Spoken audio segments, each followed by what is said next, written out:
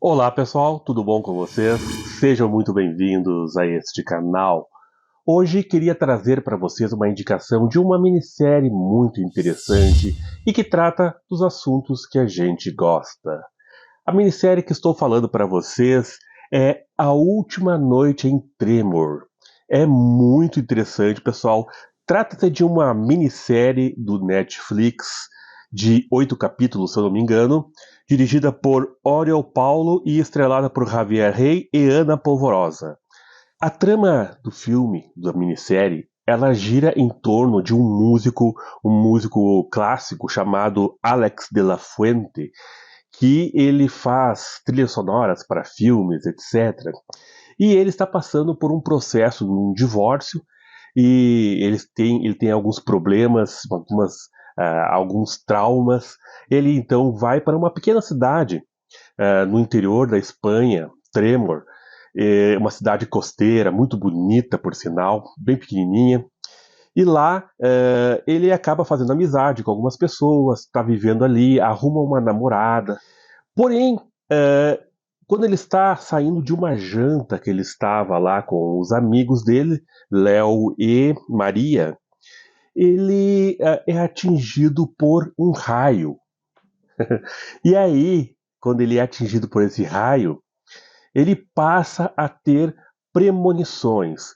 Então, o filme ele vai girando em torno dessas premonições que Alex tem, que estão sempre relacionadas com os seus amigos Léo e Maria, e também, aos poucos, vai sendo incluído outros atores dentro dessa trama, dessa premonição que ele está passando.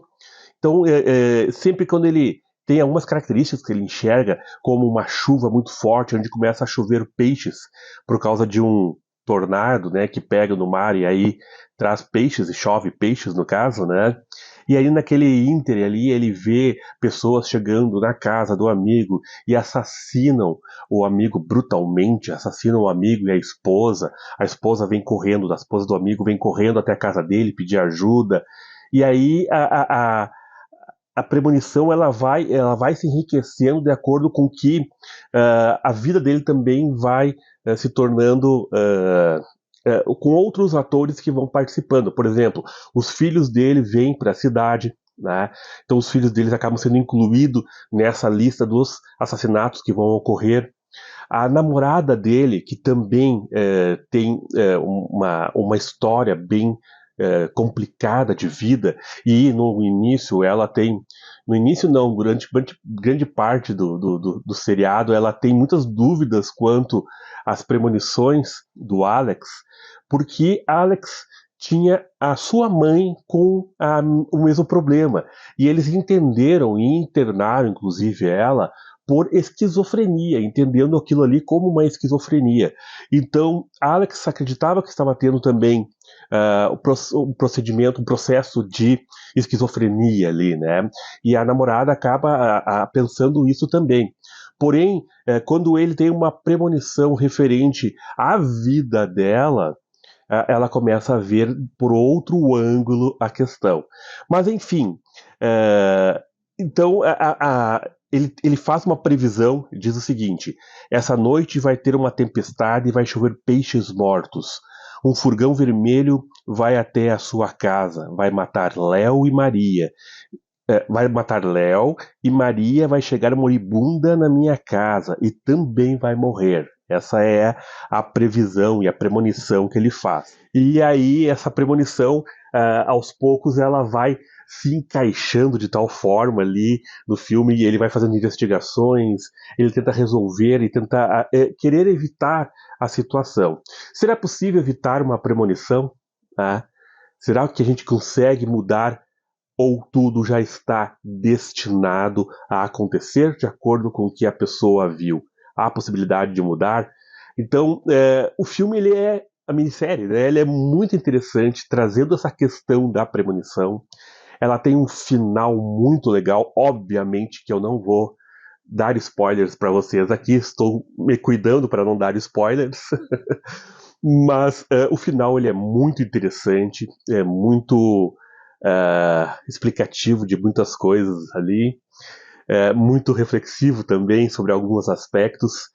E uma das grandes questões ali que a gente coloca e vê no filme, que é muito interessante, é como existe muitas vezes uma linha bem tênue entre o que pode ser capacidades parapsíquicas desenvolvidas e mal trabalhadas, porque no caso dele, ele não tinha conhecimento nenhum, zero conhecimento sobre o assunto, e nem buscou conhecimento sobre o assunto, não havia uma orientação referente a isso. Então, pessoas que acabam desenvolvendo esse tipo de capacidade sem ter nenhum conhecimento podem ser consideradas como problemáticas no sentido mentalmente, psiquicamente, né? Como no caso acreditavam que era uma esquizofrenia. A mãe dele foi internada como esquizofrênica.